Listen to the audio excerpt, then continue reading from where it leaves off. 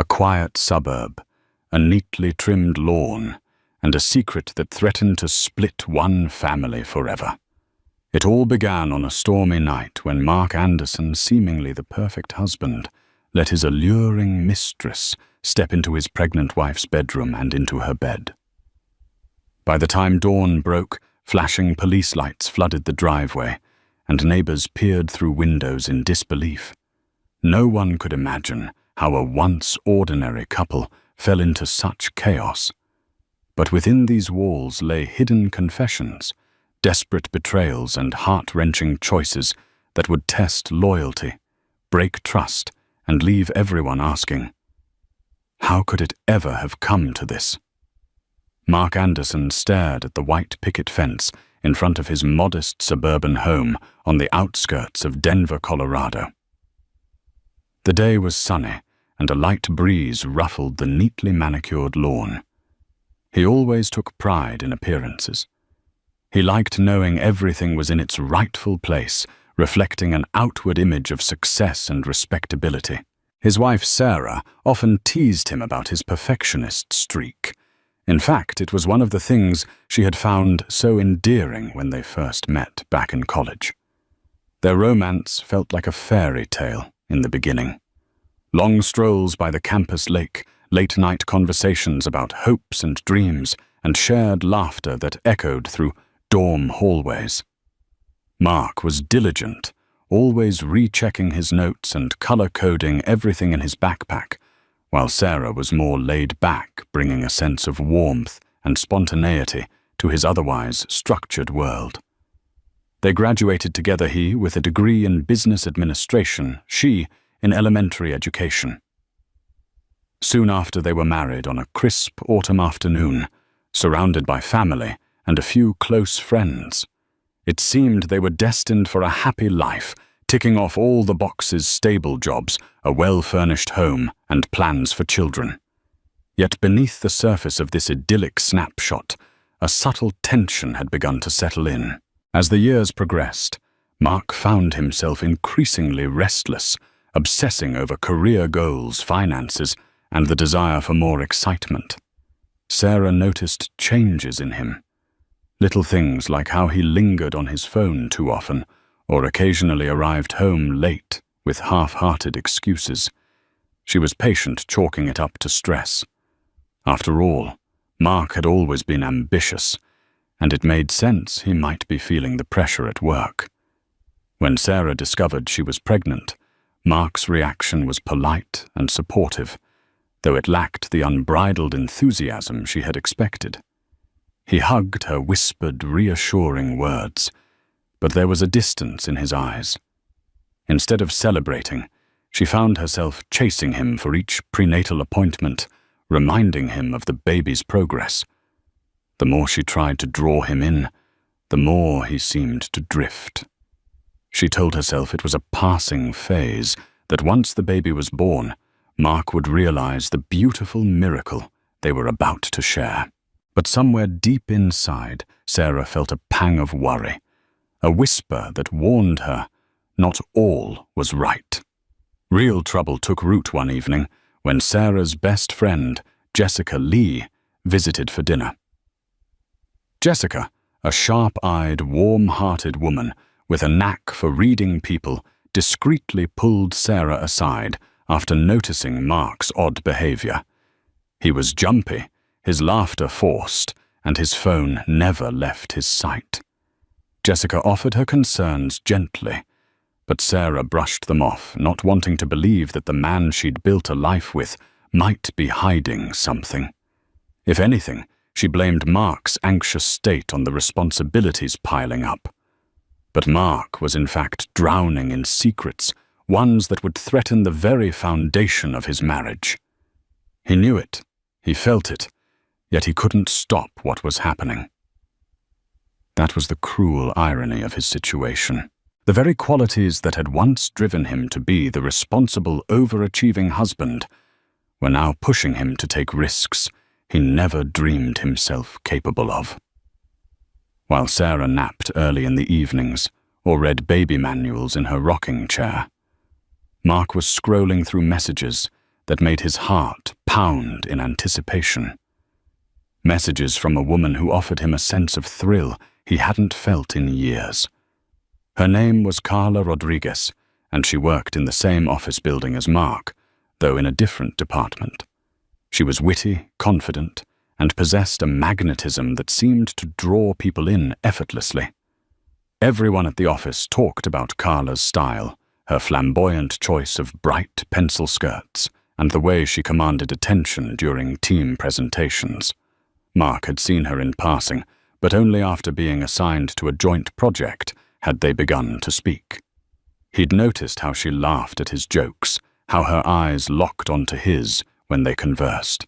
Slowly their friendly exchanges morphed into stolen glances, then to flirtatious banter over coffee. Carla knew Mark was married. He never hid that. She even knew Sarah was pregnant. But from the moment Carla placed her hand on Mark's arm one evening during overtime, gently brushing against him, he found himself responding. He was at a precipice caught between guilt and a longing to escape from the monotony he blamed on domestic life. Carla, too, was escaping from something, her own lonely nights and a string of failed relationships. They provided each other solace, a forbidden escape from their real lives. Their meetings were carefully orchestrated. Mark would fake a late work session or say he was meeting a client. Carla pretended she was staying behind to finish a report. They found dark corners in parking lots, eventually renting cheap motel rooms on the outskirts of town. Each time, Mark was sure guilt would consume him, but it never quite did lust, and adrenaline overshadowed everything. But the affair came at a cost. Mark's finances, once neatly balanced, began to suffer under secretive dinners and gifts for Carla. He found himself withdrawing from Sarah's bank account without telling her, always with the silent reassurance that he'd make it up later. He also neglected small household tasks. Sarah, now 6 months pregnant, found herself climbing step stools to change light bulbs and dragging groceries into the house alone. The tension between husband and wife continued to escalate. Sarah was frustrated and exhausted, but she tried to remain understanding. She never fully admitted to herself that Mark's distance might signify an affair. After all, he'd been loyal and devoted all the years she had known him. It was impossible, unthinkable, to consider he would betray her in such a way, especially now that they were expecting a child. Instead, she believed he was going through a personal crisis, perhaps a fear of fatherhood. Sarah confided in Jessica about her suspicions and her desire to keep the marriage intact, no matter the challenges. Then Mark made a fateful choice one Friday night. While Sarah was away at her mother's house, he invited Carla to dinner at his own home. It was a step too far, and he knew it. But Carla had teased him, saying she wanted to see how he lived. That single curiosity overshadowed every warning bell in Mark's head. He assured himself it was just dinner, just a quick look at the house, and then she'd leave. But the moment Carla stepped through the door, wearing a midnight blue dress that clung to her figure, Mark knew they had crossed a line that could never be erased. Carla marveled at the photos on the mantel, wedding pictures, snapshots of Mark and Sarah at scenic spots around Colorado. Even the ultrasound image pinned on the refrigerator. Despite it all, Carla maintained an air of detachment, as though all these tokens of Mark's married life were mere props. Yet there was a glimmer in her eyes, something like envy.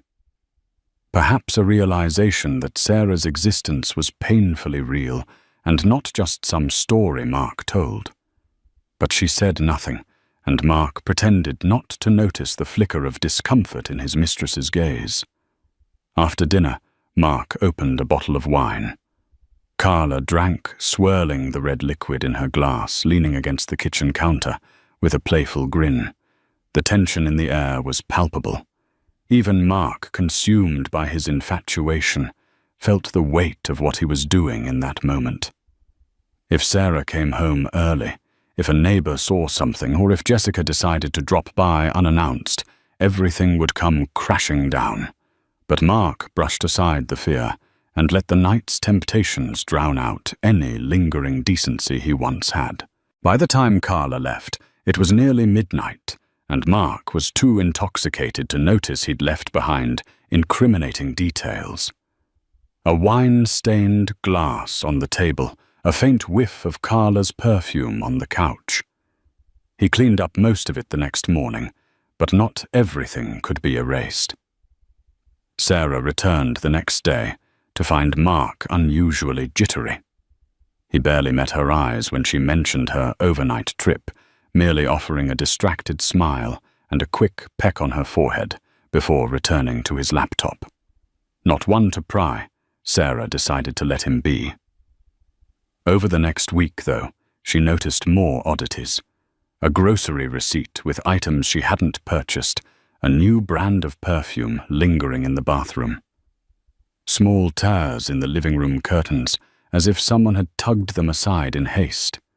Her instincts told her something was off, but each time she tried to confront Mark, he feigned ignorance or brushed off her concerns as pregnancy hormones. Sarah, unwilling to ignite a confrontation, let it slide, though her intuition screamed that she needed to dig deeper.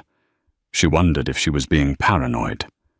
Jessica urged her to keep her eyes open, but also encouraged her not to jump to conclusions.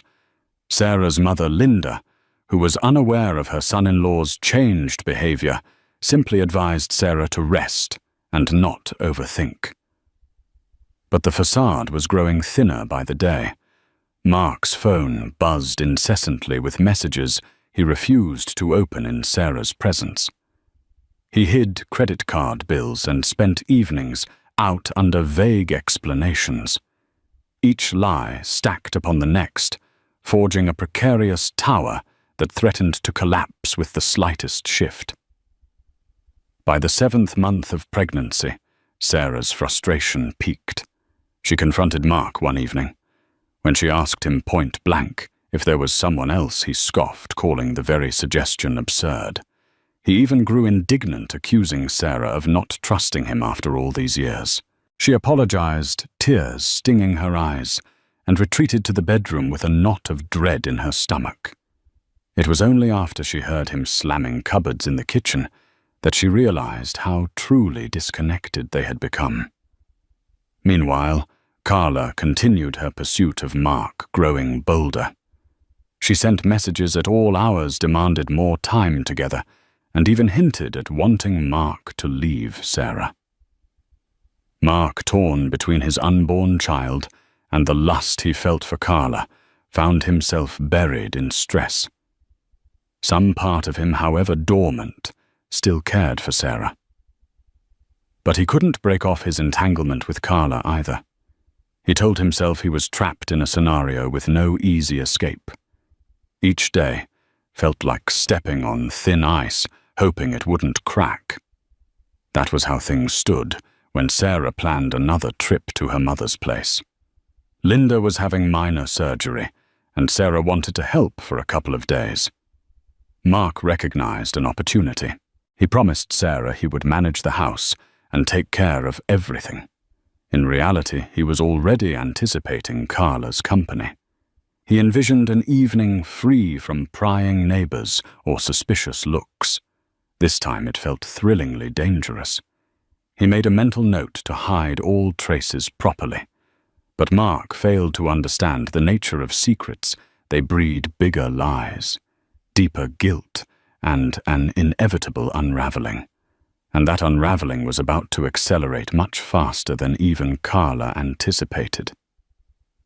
Carla arrived on a rainy evening.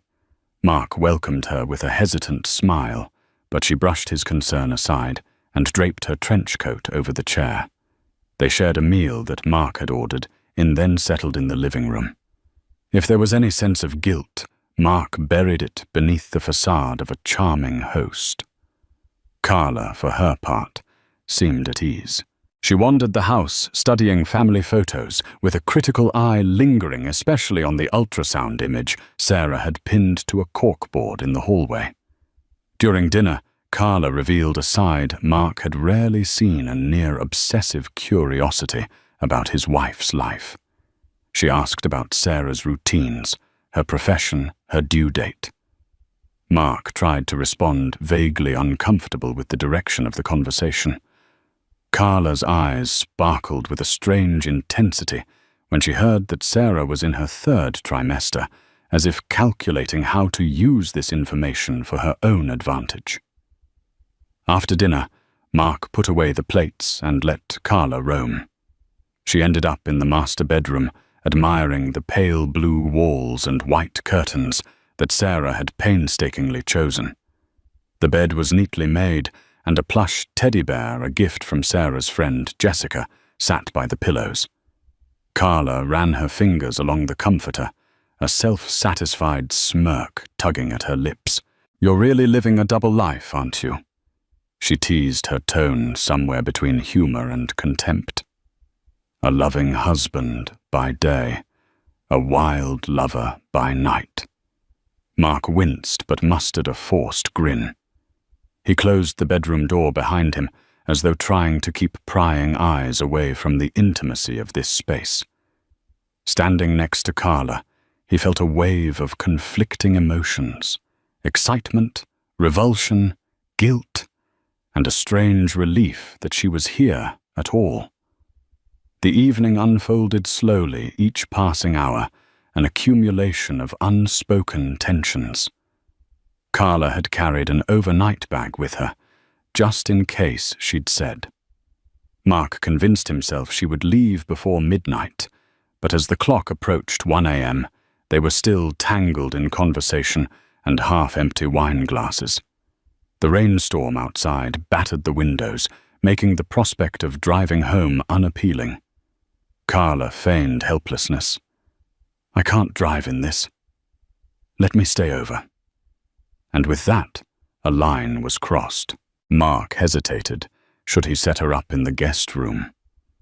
Was that too blatant a sign of guilt? But Carla's cunning charm won. She tiptoed into the master bedroom, letting the overhead light cast shadows across her silhouette.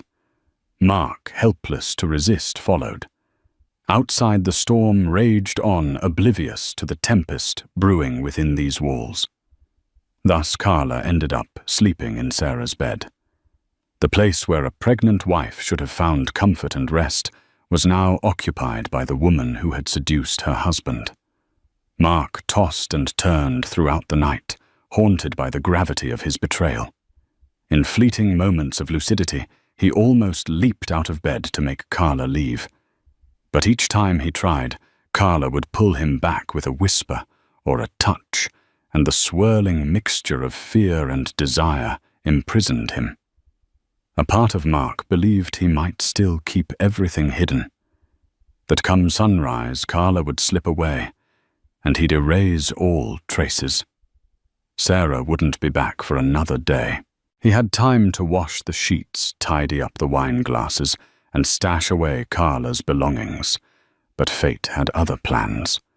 Plans that neither Mark nor Carla could have predicted. The next morning, a watery sun struggled to pierce the storm clouds. Mark stirred early groggy and disoriented. Carla was curled up on Sarah's side of the bed, her hair splayed across the pillow. He stared at the ceiling, heart pounding at the thought of all that needed to be done: cleaning, changing sheets, ensuring no neighbor had spotted Carla's car. He tiptoed around the house, picking up her jacket from the living room sofa, gathering wine glasses and disposing of them in the outside trash bin. As he wrestled the trash can to the curb, Mark froze. At the far end of the block, a police cruiser crept around, the bend lights flashing, but sirens off. An immediate jolt of panic shot through his veins. Had something happened to Sarah? Did they come bearing tragic news?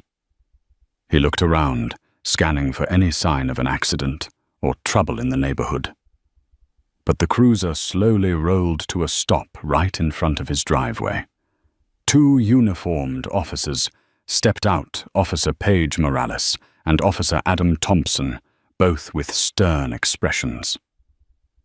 Mark swallowed hard as they approached. This couldn't possibly be about Carla, right? They wouldn't have any reason to suspect infidelity. Unless Carla had a past Mark knew nothing about. The possibility flickered in his mind, sowing anxiety. He wiped his hands on his jeans, trying to maintain composure. "Good morning," Officer Morales said, tipping her head in greeting. "We received a report about a disturbance in this area early this morning. We're checking to ensure everything's okay." "A disturbance?" Mark repeated, his voice cracking. "Yes. A neighbor reported unusual noises, shouting. Maybe an argument late last night. They also saw a car parked out front that they didn't recognize." Mark's mind raced.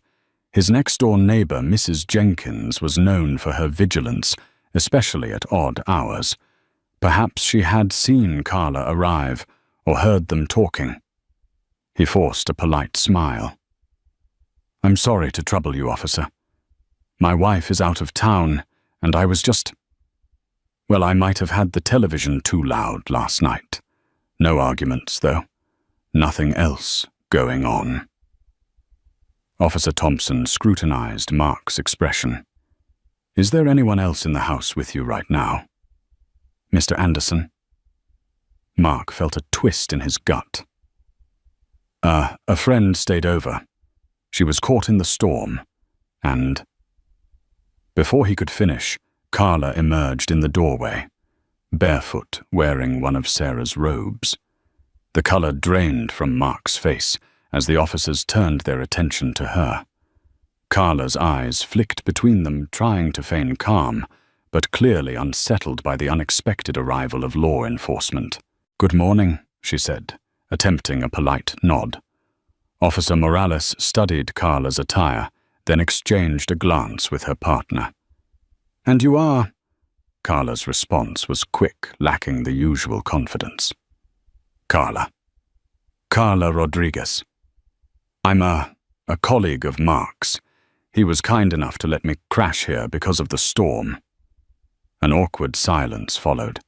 The officers seemed unconvinced. Mark's posture stiffened, sweat beading on his forehead. Then Officer Thompson asked if they could step inside to talk further. Mark hesitated, fearing the officers might discover remnants of the affair, but refusing entry might look suspicious.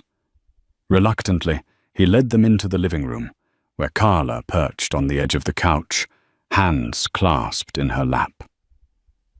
The questions continued basic inquiries about the alleged disturbance, how Carla ended up here, whether Mark's wife was aware. Each query felt like a jab at Mark's fragile house of lies. He concocted half-truths, carefully sidestepping the real nature of Carla's presence. Meanwhile, Carla remained mostly silent, occasionally offering affirmations to Mark's statements. It seemed the officers weren't entirely convinced, but they had no concrete evidence of any crime. They reminded Mark and Carla to respect neighborhood noise ordinances and to be mindful of suspicious activity. Officer Morales handed Mark her card, suggesting he call if anything came up, her eyes lingering on him, as though warning she wasn't fully buying their story. Just when Mark thought they would leave, Carla's phone rang, blasting a shrill ring through the tense atmosphere. She scrambled to silence it, but Officer Thompson motioned for her to answer. Glancing at the caller ID, Carla paled. She stepped into the next room. Voice low. After the call, Carla re-emerged, looking shaken. Officer Thompson pressed, "Everything all right?" "Ms. Rodriguez." Carla forced a smile. "Just a family matter," she said, but her hands trembled as she tucked her phone away. Sensing the tension, Officer Morales decided to wrap up. She cast one final evaluating look over the scene, then pivoted toward the front door. The moment the officers left, Mark turned to Carla, ready to ask what was happening. But before he could open his mouth, Carla's phone chimed again. Another call. Carla stared at the screen and rejected it, exhaling shakily. "What's going on?" Mark demanded, heart still pounding from the near exposure of their affair. Carla brushed past him, grabbing her jacket and slipping into her shoes. "I have to go. I'm sorry, Mark. I'll explain later." And just like that, she was gone, leaving Mark alone in a house that now felt haunted by the shadows of betrayal and suspicion. Sarah would be home soon, and he had an endless list of cover-ups to manage. But a deeper dread gnawed at him. Carla was clearly entangled in something bigger than he'd ever imagined, and it was only a matter of time before it all caught up to them, before the next knock on the door wouldn't be as benign as a noise complaint. With Carla gone, Mark raced to erase every trace of her presence. He stripped the bed, replacing the sheets with fresh linen.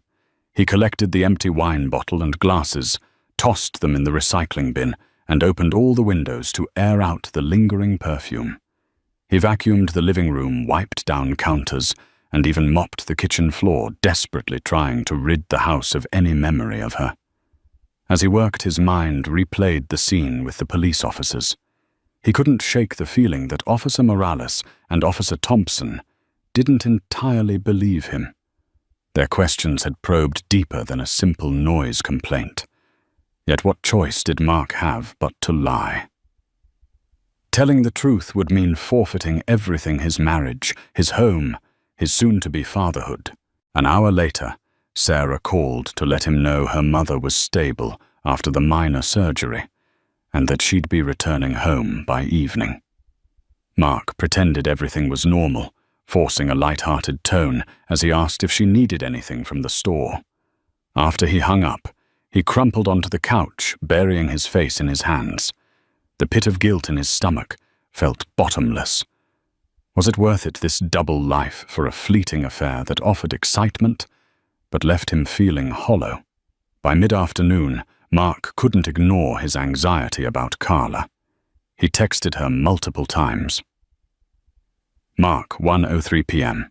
Are you okay? Mark, 1:10 p.m. Please let me know what's going on. Mark, 2:05 p.m. Carla. I'm worried. The police thing really shook me up. No response. The phone remained silent, each passing minute, feeding Mark's paranoia. He started recalling random details from their time together. Things she'd hinted at, questionable friends, financial troubles. A mention of an ex-boyfriend who was dangerous. He'd never pressed her for details, preferring their relationship remain an escape without real-world burdens. Now he regretted his willful ignorance. By 5 p.m., Mark heard the garage door open. Sarah was home. He hurriedly got up, plastering on a smile, as though he'd spent the day doing mundane chores. She walked in slowly, her baby bump prominent under a loose-fitting dress. She looked exhausted, but relieved to be home. Without a word, she set her bag down and let Mark wrap her in a hug. "How's Mum?" he asked softly. "She's fine," Sarah said. "The surgery went well and she's recovering. I just need some rest." Together they made a simple dinner, Mark fussing over Sarah, trying to be attentive to her needs. She seemed grateful, but also distant, as though sensing something was amiss. As they ate, Sarah looked at him with eyes that flickered between love and suspicion. "Mark, was everything okay here the last couple of days?" "You seem tense," she ventured. He took a sip of water to stall. "Just work stuff," he lied. "Some deadlines?" She nodded and let the subject drop. Mark exhaled. For one brief moment, He believed he might still salvage things if Carla would stay away, if the police never returned, if he could bury this chapter of his life forever. But secrets have a way of resurfacing in the most brutal fashion, and that reckoning was closer than Mark realized. Late that night, while Sarah slept fitfully, her pregnancy making it hard to find a comfortable position, Mark lay awake, staring at the ceiling. The events of the last 24 hours churned in his mind. He reached for his phone on the nightstand, desperately checking if Carla had finally texted him. Nothing. His anxiety climbed. In the dim glow of his bedside lamp, Mark scrolled through social media. He searched Carla's name, rummaging through any clues that might explain her sudden panic. He found her profile inactive, last updated weeks ago. As he scrolled further, he stumbled upon a post from a friend of Carla's referencing a certain mess Carla was in. There were no details, just cryptic comments and concerned replies. Unease prickled through him. He decided to do what he should have done from the beginning, look up Carla Rodriguez in public records. Accessing an online search, he discovered a few results indicating minor legal issues in her past. A DUI charge from years ago, a civil dispute over unpaid rent. Nothing that jumped out as immediately dangerous. Yet Mark couldn't shake the feeling that something heavier was in play. He slept fitfully, waking at dawn to Sarah's gentle stirring. She pressed a hand to her belly and turned to him, blinking in the early morning light. For a moment, they smiled at each other, a brief slice of normalcy. Mark tried to cling to that moment, to pretend they were still the couple who had once laughed on the campus lake. But the outside world wouldn't allow it. As Sarah headed to the shower, Mark's phone buzzed an unknown number. He swallowed hard and answered. "Mark." A voice whispered urgently. "Carla." "Thank God. Where have you been?" Mark scurried out of bed and closed the bedroom door behind him. "I can't talk long," Carla said, her voice hoarse. "I'm in trouble, Mark. I owe money to some people. Dangerous people. The police showed up because they were tipped off about something. It's not about us. Not exactly. But if they connect any dots..." Her voice trailed off. Mark felt his stomach churn. "Carla, what exactly did you do?" A pause. "It's complicated. I made some bad decisions. Now I need a place to stay, just for a few nights. My landlord kicked me out. I have nowhere else to go." Mark braced himself against the wall. No, Carla. You can't come here." "My wife, I have no one else to ask." She pleaded, her tone verging on desperation. "Please, I'll be discreet. I'll stay out of sight. I promise." He closed his eyes, the guilt mixing with dread. Sarah was in her final months of pregnancy, and the last thing he wanted was to endanger her or cause more stress. But Carla's frantic plea tugged at him. In some twisted sense, he felt responsible for her predicament, as if his affair had pushed her to the brink. "Let me think," he muttered finally. "I'll call you back." He ended the call and slumped onto the couch, burying his face in his hands. The drama spiraled further out of control, and with each passing moment, Mark dug himself deeper into a pit of moral compromise. That morning, Sarah left for a routine prenatal checkup. She invited Mark to come along, but he claimed he had an important virtual meeting for work. Guilt gnawed at him as he watched her drive away alone, all while he contemplated how to handle his mistress's precarious situation. He called Carla back and arranged to meet her at a nearby diner, a rundown place that rarely attracted attention. When he arrived, he found her in a corner booth wearing a hoodie. sunglasses perched on her head, her face drawn and tired.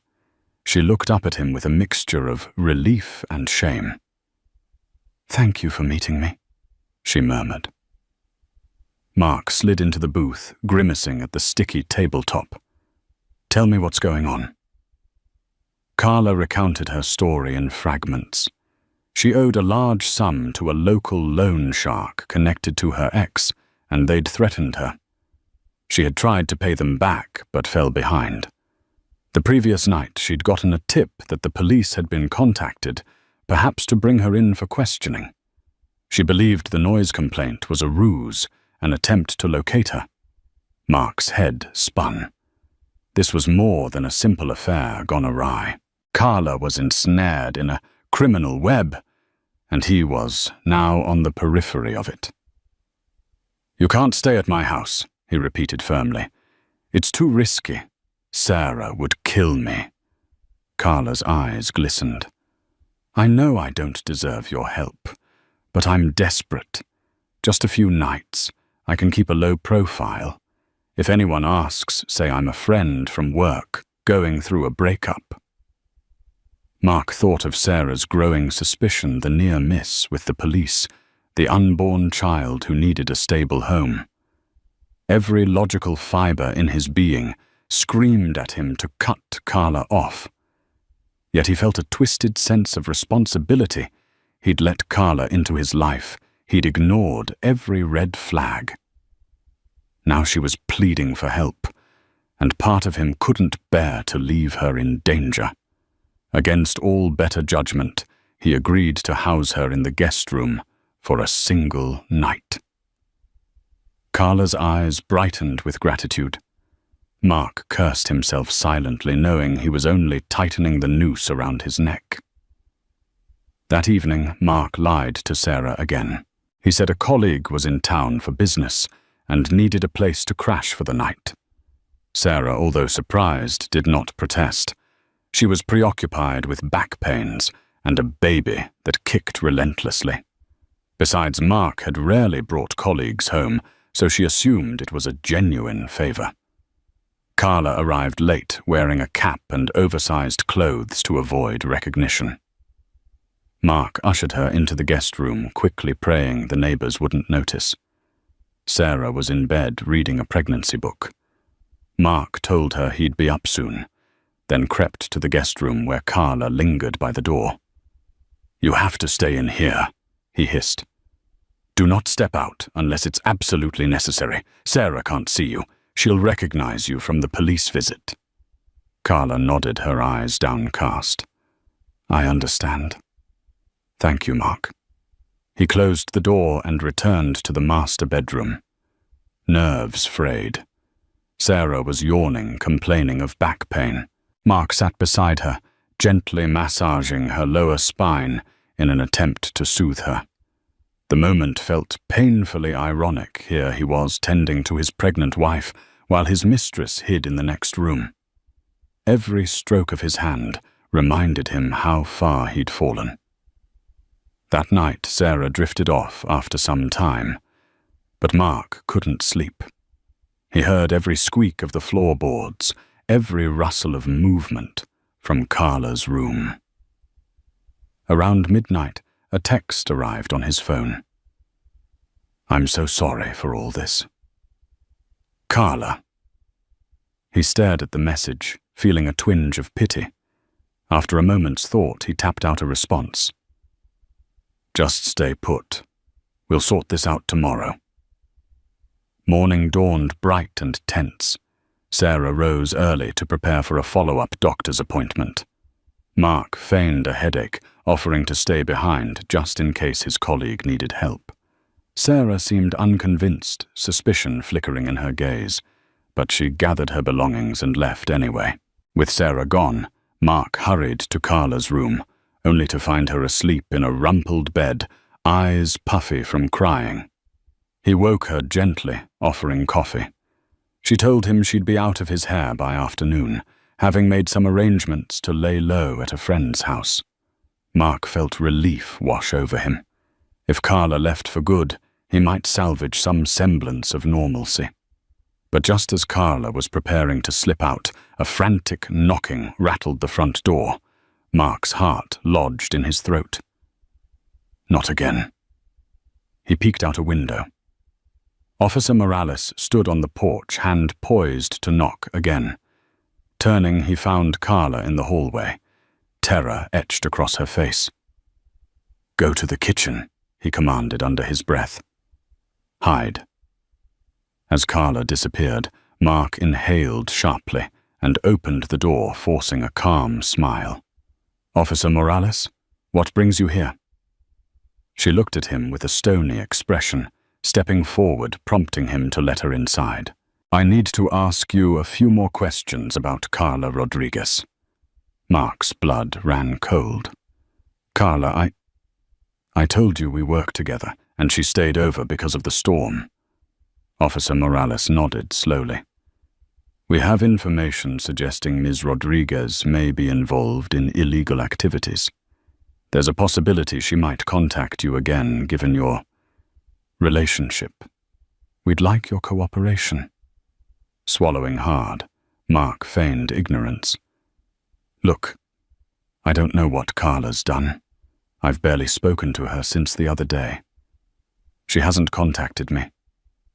The officer gave a half smile that didn't reach her eyes. "If you hear from her, you'll let us know immediately, right?" "Of course," Mark said, managing a nod. Officer Morales seemed unconvinced, but left her card again, instructing him to call if Carla showed up. As she walked out, she let her gaze linger in the foyer, as though sensing someone else's presence. Mark held his breath until she finally exited. Heart racing, he rushed back to the kitchen where Carla was crouched behind the island, eyes wide. "She's on to us," he muttered. "You need to go, right now." Carla stood, her face grim. She slung her bag over her shoulder. "I'll call a taxi." Neither said a word as they hurried to the back door. Carla paused momentarily, turning to Mark with tears brimming. "I'm sorry," she whispered, "for all of this. I never wanted to hurt you." Mark nodded, unable to find words. Then, without further ceremony, Carla rushed out the back, disappearing into the alley. Mark closed the door, exhaling a shaky breath. He could almost taste freedom, an escape from the swirling nightmare, if he could manage to keep the police at bay and Sarah unaware. But his relief was premature. For even as Carla vanished from sight, a car pulled into the driveway. Sarah was home early, carrying a bag of groceries. She spotted him at the back door, eyes narrowing with confusion. "Why are you standing there like that?" she asked, stepping into the kitchen. "Who was just here?" Mark's stomach twisted in knots. He searched for an excuse, stumbling over words. Nobody. I was just getting some air." Sarah glanced around suspiciously. "Why are you so jumpy, Mark?" He forced a smile that crumbled under Sarah's penetrating stare. Her gaze flicked to the back alley, the slight disarray of the kitchen, the traces of a second coffee mug on the counter. She wasn't naive. She knew him too well. And in that charged silence, Mark felt the final threads of his deceit unraveling. The confrontation Mark had dreaded finally erupted. Sarah demanded answers. Who was staying in the guest room? Why did she find a woman's hairbrush in the bathroom? Why was the police officer here? Each question hammered Mark's fragile composure. At first, he attempted to spin more lies, but Sarah's teary gaze and trembling voice shattered his defenses. Something in him finally broke. He confessed haltingly at first, then in a rush of words he couldn't control. He admitted to the affair, Carla's overnight stays, the police involvement. The only part he censored was Carla's criminal entanglements. He simply told Sarah that Carla was in trouble and the police had come around to question them. Sarah, stunned into silence, gripped the countertop as if to steady herself. Her face went pale, and her lips parted in disbelief. She said nothing for a long moment, then asked the question that terrified him. "Did you let her sleep? In our bed? In the bed where I've been sleeping while carrying your child?" Mark wanted to lie, but the weight of his sins was too great. He nodded, unable to meet her eyes. The noise that escaped Sarah's throat sounded like a wounded animal, a strangled cry of agony. She turned away, pressing a hand to her swollen belly as tears streamed down her cheeks. "You brought her into our home, into my bed. What kind of monster are you?" She spat, voice thick with revulsion. He reached out, but she recoiled. "Sarah, I'm sorry," he whispered, but he couldn't find words to justify the unforgivable. Without warning, Sarah's emotions surged, and she slammed her hand against the cupboard. The baby inside her kicked violently, as though sensing her turmoil. Trembling, Sarah stumbled to the living room, sinking onto the couch. Mark followed, guilt etched on his face, but she held up a hand. "Stay away," she said. Her voice choked. "I need to think. I need to understand how I married someone who could do this to me." He stood there, helpless, wanting nothing more than to console her to undo every wrong decision. But the damage was done. There was no comfort he could offer that would mend the gaping wound in her chest. It was in the midst of this tense standoff that another knock came at the door. 3 hard, distinct raps that echoed through the silent house. Mark closed his eyes, dreading what might come next. Sarah sat upright, alarmed, her tear-streaked face turning toward the tumult entrance. When Mark opened the door, Officer Morales and Officer Thompson stood there again, expressions grave. This time they weren't alone. A plain-clothes detective accompanied them, a badge clipped to his belt. Mark's heart dropped. "Mr. Anderson," the detective said, voice clipped. "May we come in?" Mark stepped aside, mind spinning. Sarah, rising from the couch, locked eyes with him, fear and betrayal mingling on her face. The detective introduced himself as Detective James Carter. "We've been investigating certain criminal activities involving Carlo Rodriguez," Carter stated, flipping open a small notebook. "We have reason to believe she's been using associates, willing or otherwise, to conceal her whereabouts and possibly launder money. We have reason to believe you might have information." Mark's hands shook. I only knew she was in some sort of trouble. She said she owed money. That's all." Detective Carter nodded. "She's wanted for questioning related to fraud and conspiracy. We believe she's been leveraging personal relationships to hide assets. Are you aware of any large sums of money being transferred through your accounts, Mr. Anderson?" The question hit Mark like a blow to the gut.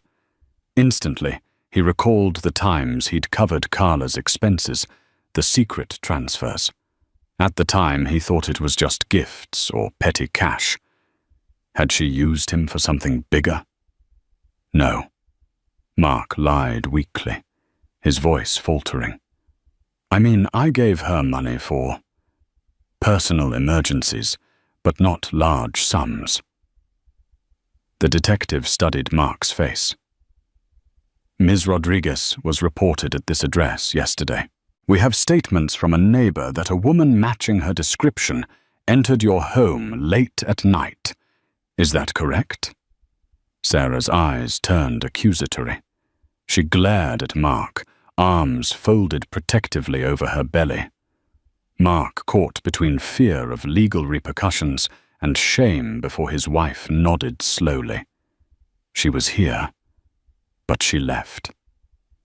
Detective Carter flicked through his notes, then addressed Sarah directly. Mrs. Anderson, were you aware that Ms. Rodriguez spent time in your home?" Sarah's expression tightened, tears brimming again. "I only just found out." She managed her voice laced with bitterness.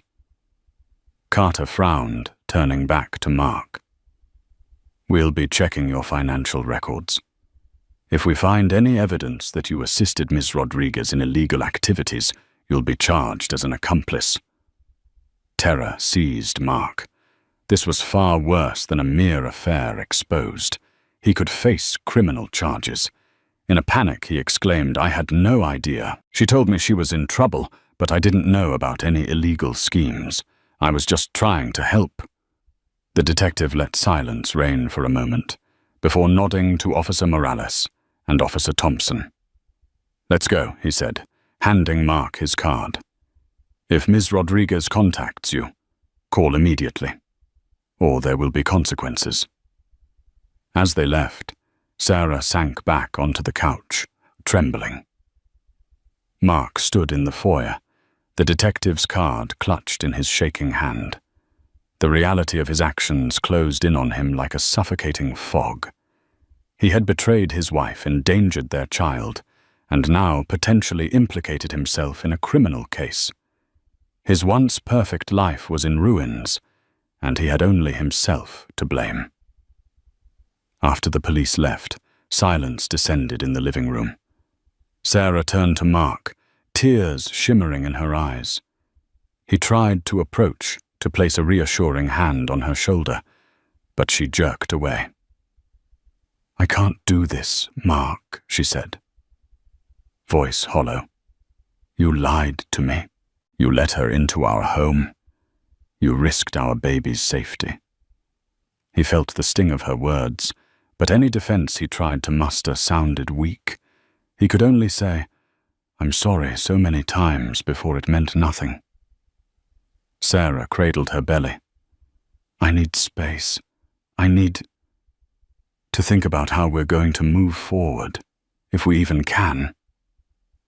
He wanted to beg for forgiveness, to promise he'd rectify everything. But how could he? The scars were too deep. Sarah rose shakily, gathering her purse and keys. "Where are you going?" Mark asked, panic welling up in him. To Jessica's, Sarah replied, "I need someone I can trust right now." Mark nodded, knowing he had no right to stop her. He watched as she left the door, clicking softly behind her, a symbol of the distance that had grown between them. Alone in the quiet house, Mark felt a wave of despair crash over him. Everything was unraveling, and he wasn't sure there was enough thread left to stitch his life back together. Days passed. Sarah remained with Jessica, avoiding Mark's calls, except for brief updates about her pregnancy. She needed to check in with her doctor regularly, and Mark was sick with worry about her stress levels. He texted her. Apologies poured out his remorse in long messages, but rarely received more than a one-word reply. Meanwhile, the police made good on their promise to investigate Mark's finances. They subpoenaed his bank statements and credit card records. He had to retain a lawyer, a tired, middle-aged man named Leonard Price, who took Mark's frantic calls at all hours.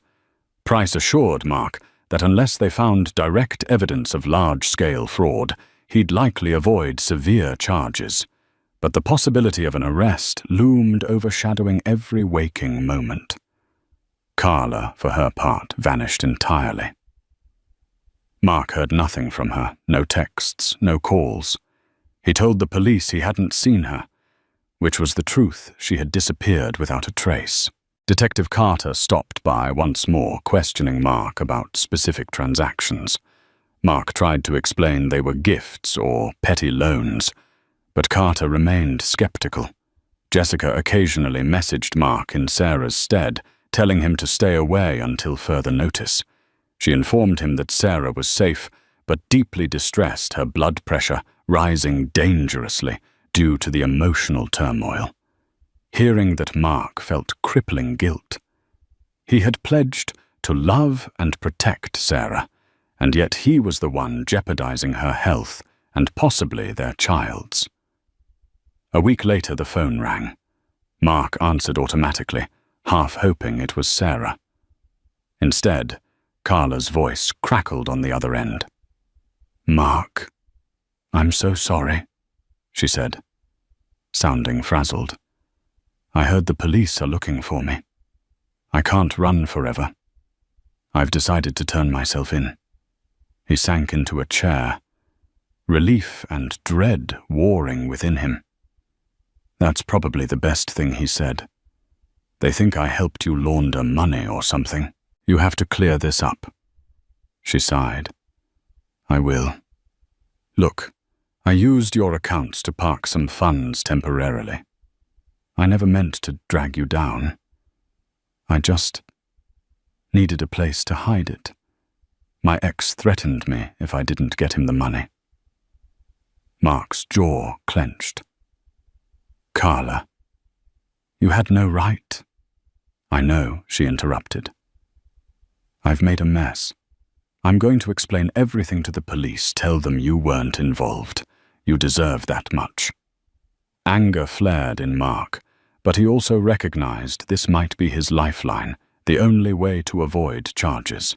"Just make sure you do the right thing." Her voice trembled. "I will.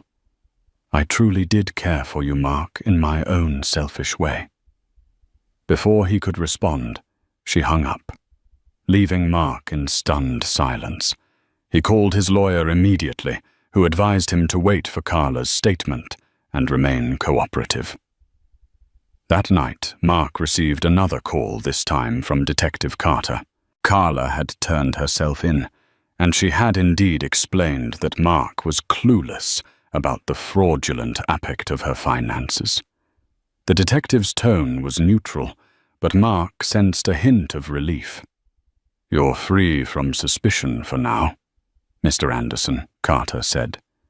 "But we'll verify her statement. If there's any discrepancy, we'll be in touch." When Mark ended the call, he exhaled a long breath of relief. The nightmare might finally be nearing an end, at least on the criminal side. But the personal damage remained gaping and raw. With Carla's arrest and her confession clearing Mark of wrongdoing, the legal nightmare finally eased. Now all Mark could focus on was repairing what truly mattered: his marriage. He reached out to Sarah repeatedly through messages and letters, begging for a chance to talk. After encouragement from Jessica, Sarah agreed to meet him at a quiet cafe. Mark arrived early, nervous and remorseful. When Sarah walked in, she looked tired but strong. They sat in silence for a moment before Mark spoke. "I know I can't undo what I did," he said, voice trembling. "But please let me prove I've changed." Sarah's eyes welled with tears. "You risked everything for what you let her into our home, into our bed." Mark reached for her hand, but she pulled back slightly. "I don't expect forgiveness overnight," he said. "Just the chance to be a good father, to be better." "I need time," Sarah whispered. "I have to think about what's best for the baby." Mark nodded. It wasn't a reconciliation, but it was a beginning. There was still pain between them, but there was also a door left ajar, just wide enough for the possibility of redemption. Mark moved into a small apartment, giving Sarah space while she stayed home preparing for the baby. He began therapy and parenting classes, determined to change.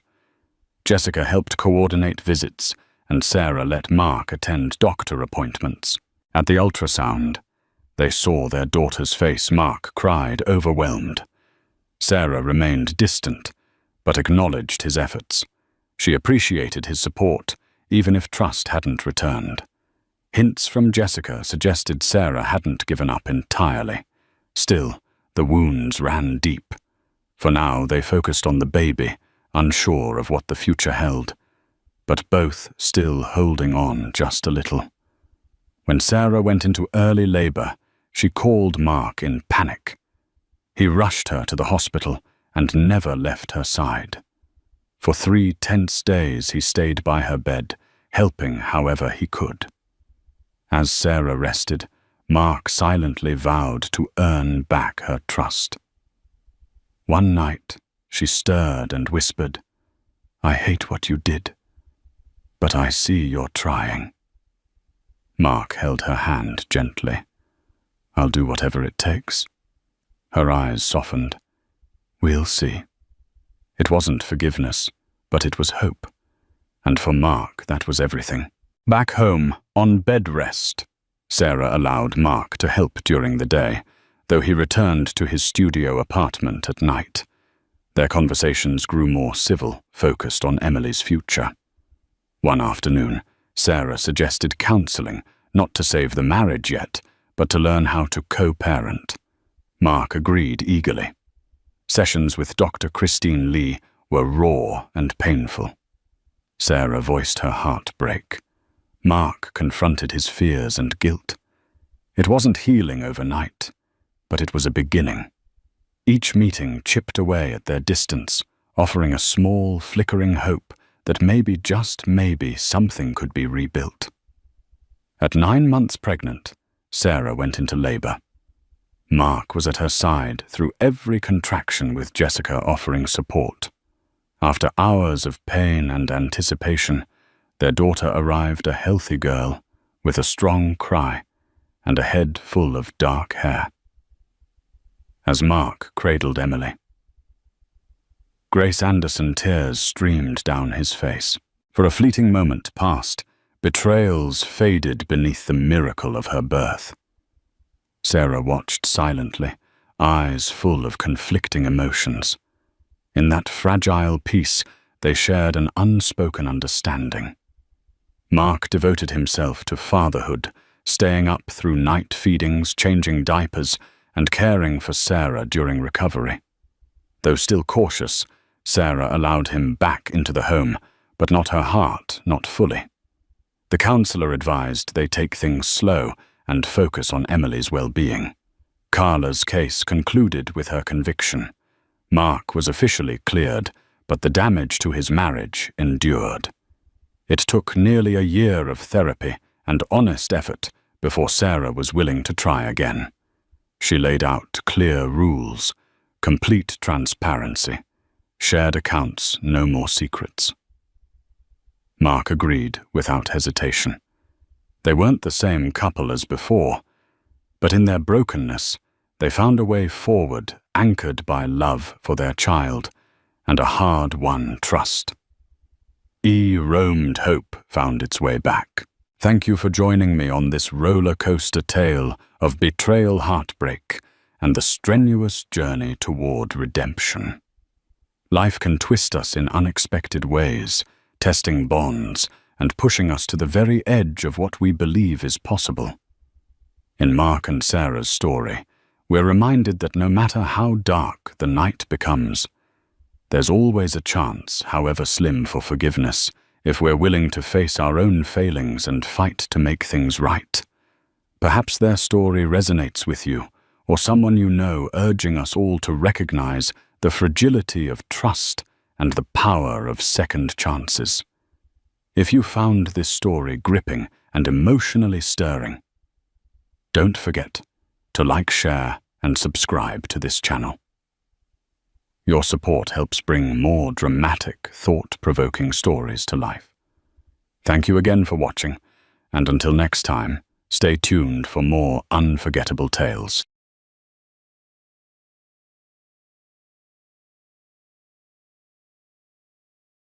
The sound that broke Cressida Bishop's life wasn't a scream, but the delicate shatter of a champagne flute on marble.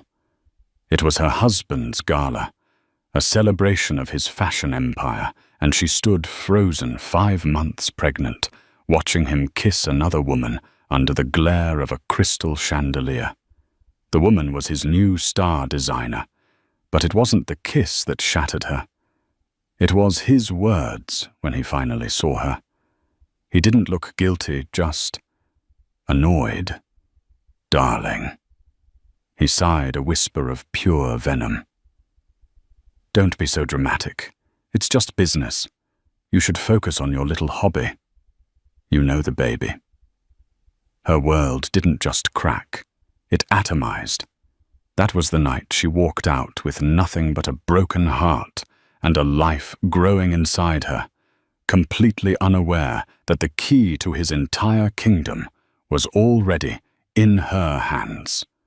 Life in the Montclair penthouse was an exercise in curated perfection, from the floor-to-ceiling windows that framed the city skyline like a living masterpiece to the stark white orchids that were replaced every 3 days. Everything was designed to be beautiful, flawless, and untouchable. Cressida, or Cress as she preferred, often felt like just another one of those exquisite, fragile objects. Her husband, Lucius Montclair, was the architect of this world. He was the charismatic, razor-sharp CEO of Montclair Couture, an empire built on the dazzling, cutthroat world of high fashion.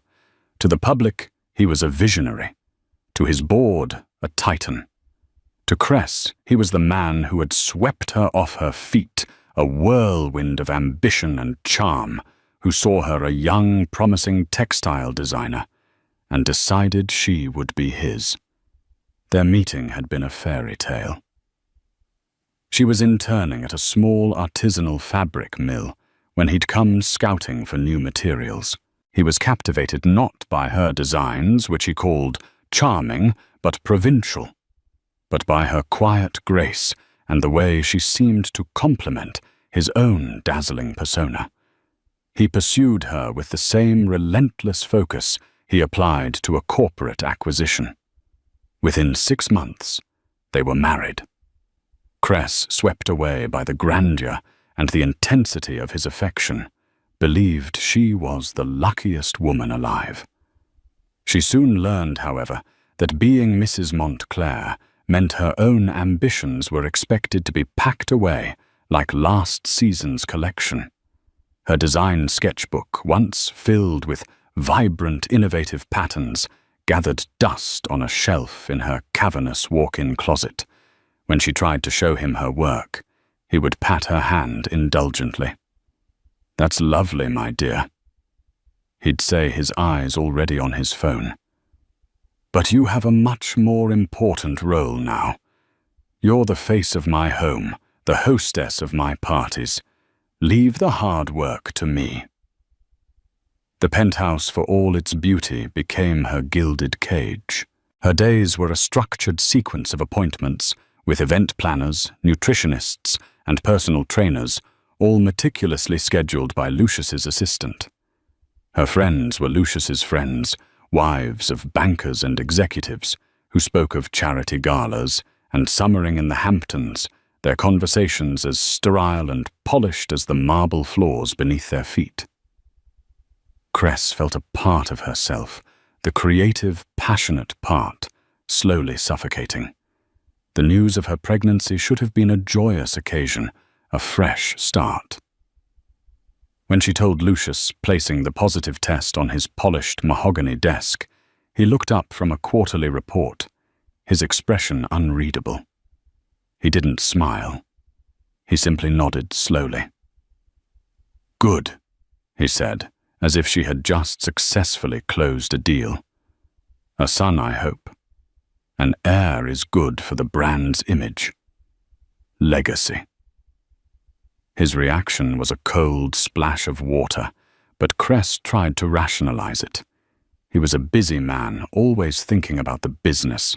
She threw herself into the pregnancy, hoping the shared experience of creating a life would bridge the growing chasm between them.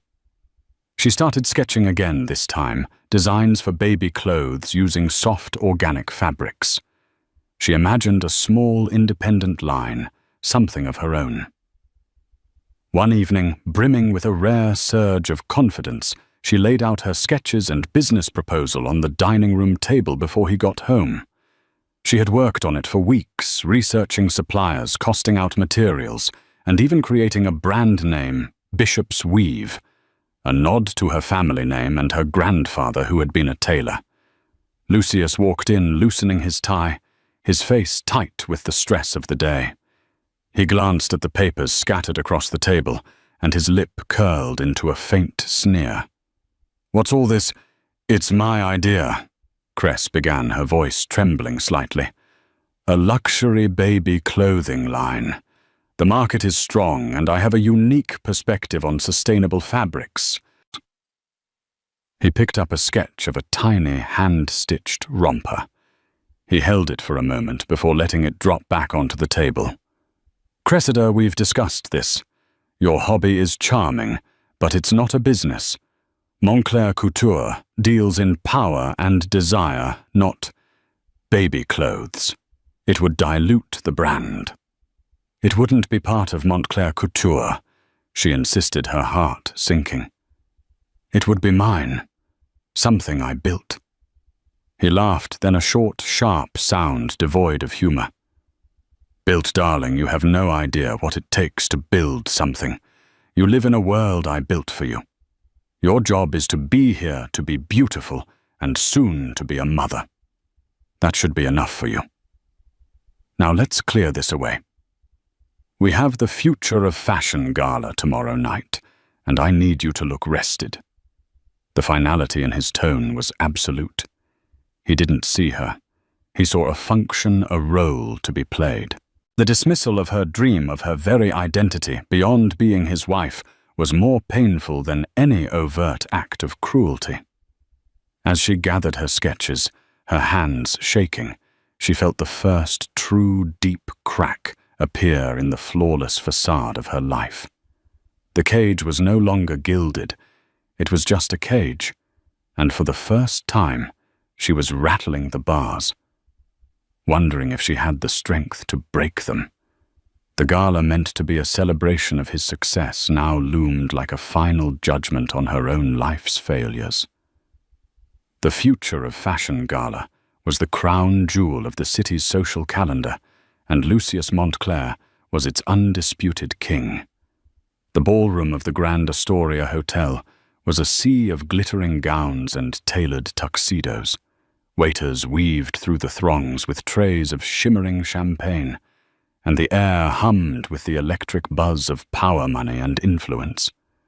Cress felt a familiar sense of detachment as she stood by Lucius's side, a practiced smile fixed on her face. She wore a deep emerald gown of Montclair silk, a dress chosen for her, designed to perfectly accommodate her 5-month baby bump, while still exuding effortless elegance. To the outside world, she was the picture of a serene, glowing mother-to-be, the perfect consort to the man of the hour. Inside, she felt like a ghost haunting her own life. Lucius's dismissal of her business idea the night before had left a hollow ache in her chest that no amount of couture could cover. Lucius was in his element, holding court, his hand resting possessively on the small of her back. He accepted congratulations, his laughter booming his charisma, a tangible force field. But his eyes kept darting across the room, a flicker of something she couldn't quite place, anticipation, perhaps in their depths. Lucius, darling, a triumph as always, a gushing socialite, air-kissed them both. "We do what we can, Brenda," Lucius replied with a practiced, self-deprecating charm. "But the real future of this house is standing right over there." He gestured towards the stage, where a willowy woman with fire-red hair and a predatory smile was speaking to a cluster of fashion journalists. This was Giselle Dubois, Montclair Couture's new head designer, poached from a rival Parisian house with an astronomical salary. She was Lucius's latest, most celebrated acquisition, hailed as a design prodigy who would propel the brand into the stratosphere. Cress had met Giselle only once, a brief, chilly introduction, where the designer's eyes had swept over Cress with a look of utter disinterest as if she were a piece of outdated furniture. Now watching her command the room, Cress felt a prickle of unease. "I need to go speak with the press, darling," Lucius said, squeezing her arm. "Mingle. Look radiant." He left her side, and she felt instantly adrift. She made her way through the crowd, nodding and smiling, her mind a million miles away. She found a quiet alcove near a balcony, seeking a moment of respite. The cool night air was a relief. From her vantage point, she could see most of the ballroom. She saw Lucius make his way over to Giselle. He didn't join the press circle. Instead, he drew Giselle away towards a shadowed corridor behind a large floral arrangement. Cress's unease sharpened into a cold dread. She told herself she was being paranoid hormonal, but she couldn't shake the feeling. Driven by an instinct she couldn't explain, she slipped out of the alcove and moved towards the corridor, keeping to the edges of the room. The thumping bass of the music masked her footsteps. As she neared the floral display, she could hear their voices low and intimate. "The collection is a masterpiece, but you, my dear, are the true work of art," Lucius was saying, his voice a low purr she hadn't heard him use with her in years. "And you are the patron who knows how to display it." Giselle's throaty laugh replied, "Is your lovely little incubator enjoying the party?" The casual cruelty of the word incubator struck Cress with the force of a physical blow. She felt the air leave her lungs. "She plays her part," Lucius said dismissively. "She's content. As long as she has her charities and her nesting instincts, she's perfectly manageable." Cress peeked through a gap in the orchids. She saw Lucius's hand slide from Giselle's waist to cup her face. He leaned in and kissed her, not a peck on the cheek, but a deep, lingering kiss, filled with a passion Cress had only ever dreamed of. Time seemed to stop. The music, the chatter, the clinking of glasses, it all faded into a dull roar. In that moment, Cress's world, already cracked, shattered into a million irreparable pieces. It wasn't just infidelity. It was the complete and utter negation of her existence. She was a part, a manageable incubator. Her love, her pregnancy, their life together, it was all a sham, a carefully managed piece of brand strategy. She stumbled back, knocking a waiter's tray. A single champagne flute teetered and then fell shattering on the marble floor with a sound that seemed to echo the breaking of her own heart. The sound made them both turn. Lucius's eyes widened not with guilt or remorse, but with pure, unadulterated annoyance. He strode out of the corridor, Giselle a smug shadow behind him. "Cressida," he said, his voice dangerously low, his eyes cold as ice. "What are you doing, skulking in the corners?" Tears streamed down her face, hot and silent. "I saw you, Lucius." He glanced at the onlookers who were beginning to stare, his face hardening into a mask of public control. He grabbed her arm, his fingers digging into her skin, and steered her towards a side exit. "Don't you dare make a scene here," he hissed, his voice a venomous whisper in her ear. "You will ruin everything." "You ruined everything." She finally choked out the words, raw and ragged. "Our marriage, our baby." They were in a deserted hallway now. He finally let her go, pushing her against the wall. He looked at her, then truly looked at her, and she saw nothing but contempt. "Our baby," he scoffed. "Don't be so dramatic. It's a convenient distraction for you, isn't it? Something to keep you busy. You should focus on your little hobby. You know the baby." The words from the opening hook, the final fatal blow. He had taken the one pure, precious thing in her life, their unborn child, and twisted it into another insult, another way to diminish her.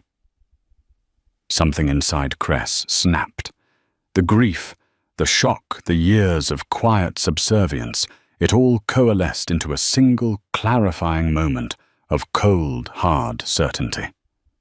She looked him dead in the eye, her tears suddenly gone, replaced by an unnerving calm. "You're right," she said, her voice steady.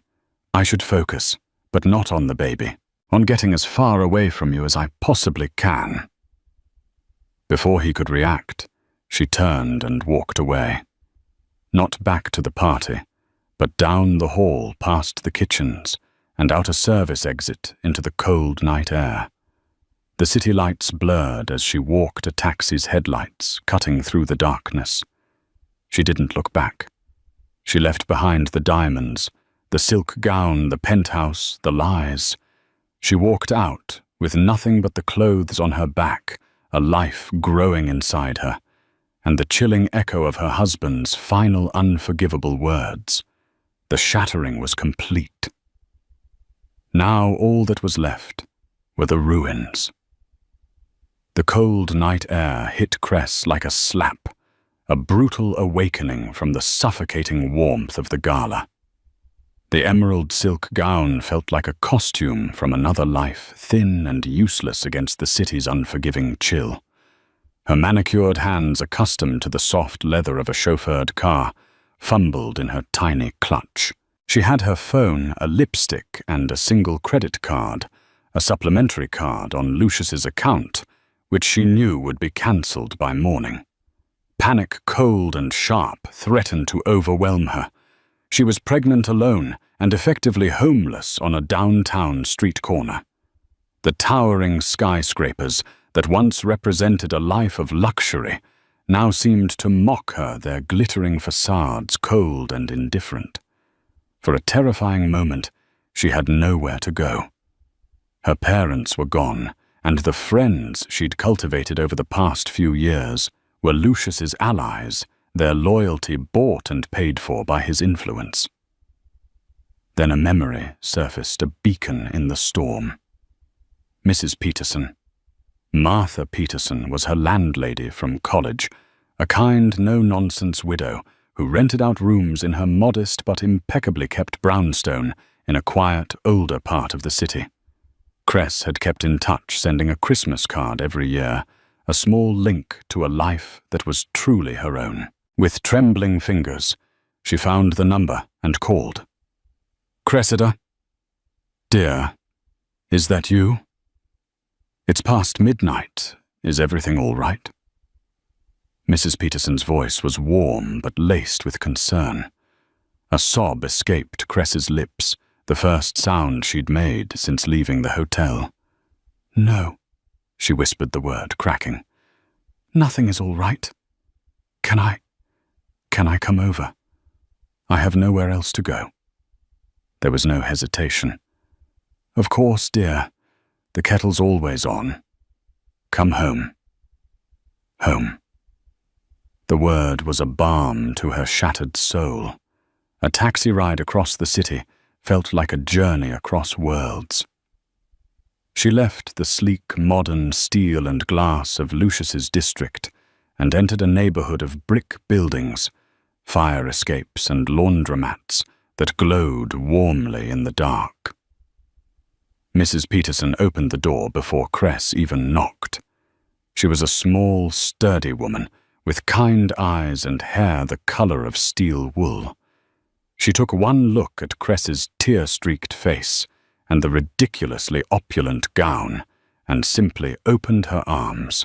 Cress collapsed into her embrace, the raw, unfiltered grief she'd been suppressing, finally erupting in a storm of sobs. Mrs. Peterson led her inside, sat her down at the worn oak kitchen table and wrapped a thick knitted afghan around her shoulders. She placed a steaming mug of chamomile tea in Cress's hands and sat opposite her, waiting patiently for the storm to pass. Over the next hour, the whole sordid story came pouring out, the dismissiveness, the affair with Giselle, the final cruel words about the baby. Mrs. Peterson listened without judgment, her expression a mixture of sorrow and a quiet, simmering anger on Cress's behalf. "That man," she said, finally, her voice firm, "is a fool of the highest order. To throw away a diamond because he's too busy admiring cheap glass." That night, Cress slept in the small attic room she had rented as a student, the scent of lavender and old books a comforting lullaby. The mattress was lumpy. The sheets were faded cotton, not Egyptian, but for the first time in years, she felt safe. The next few weeks were a brutal adjustment. The first thing she did was take the taxi to a consignment shop and sell the emerald gown and the diamond earrings she was wearing. The money was a pittance compared to their worth, but it was hers. It was enough for a few weeks' rent to Mrs. Peterson, who initially refused, but relented when Cress insisted a simple wardrobe of second-hand clothes and groceries. The whiplash of her new reality was staggering. One day she was attending fittings for custom maternity wear. The next she was counting change to see if she could afford organic milk. The nausea of her first trimester returned with a vengeance amplified by stress and a diet that no longer included chef-prepared, nutrient-balanced meals. She was exhausted emotionally and physically. Some days the weight of her grief and fear was so heavy she could barely get out of bed. She would lie there, one hand on her growing belly, and weep for the future she had lost and for the child who would be born into this chaos. Lucius made no attempt to contact her. The credit card was cancelled within hours, as she'd predicted. A week later, a curt email from his lawyer arrived informing her that divorce proceedings had been initiated and that given the circumstances of her desertion, she should not expect a generous settlement. There was no mention of the baby. It was as if she and their child had been surgically excised from his life.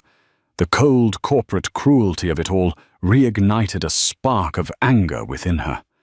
It was a small spark, but in the darkness of her despair, it was enough to see by. Mrs. Peterson was her rock. She would leave trays of toast and soup outside Cress's door, never pushing, but always present. She'd coax her out for walks in the local park, encouraging her to feel the sun on her face. "One foot in front of the other, dear," she'd say. "That's all anyone can do." Slowly, painfully, Cress began to piece herself back together. The storm was still raging, but she was no longer adrift. She was learning to build a raft. She started sketching again, not for a business, but for herself. She drew the faces she saw in the park, the intricate patterns of leaves on the sidewalk, the way the light hit the brick buildings at sunset. It was a way to reclaim a part of herself that Lucius had tried to extinguish. She was no longer Cressida Montclair, the millionaire's wife. She was Cress Bishop, a designer, a survivor, and a mother-to-be. And in the quiet anonymity of her new life that felt like a promotion, months bled into one another. The city transitioned from the crispness of late autumn to the deep freeze of winter. Cress's belly grew round and full, a constant living reminder of the new life she was now solely responsible for. The sharp, acute pain of Lucius's betrayal had dulled into a persistent heavy ache, but her focus had shifted. Her survival and the well-being of her baby became her entire world. She found a quiet rhythm in her life with Mrs. Peterson. She helped with chores around the house. Her sketches began to fill a new portfolio, and she even took on some small freelance jobs designing logos and brochures for local businesses. The pay was meager, but the sense of accomplishment was immeasurable. Each dollar she earned was a brick in the foundation of her new independent life. One particularly cold and snowy afternoon, with the city hushed under a blanket of white, Mrs. Peterson asked for her help clearing out some old boxes from a storage closet. "My old bones aren't what they used to be," she said with a smile. Amongst the dusty relics of a life well lived, Cress found a small wooden trunk tucked away in a corner. It was hers. Her mother had sent it to Mrs. Peterson for safekeeping when Cress had first moved in with Lucius, filled with childhood mementos and things that didn't fit into the sterile minimalism of the penthouse. She had completely forgotten about it. Curious, she pried open the lid. Inside were photo albums, her old art school projects, and a collection of her grandfather's things.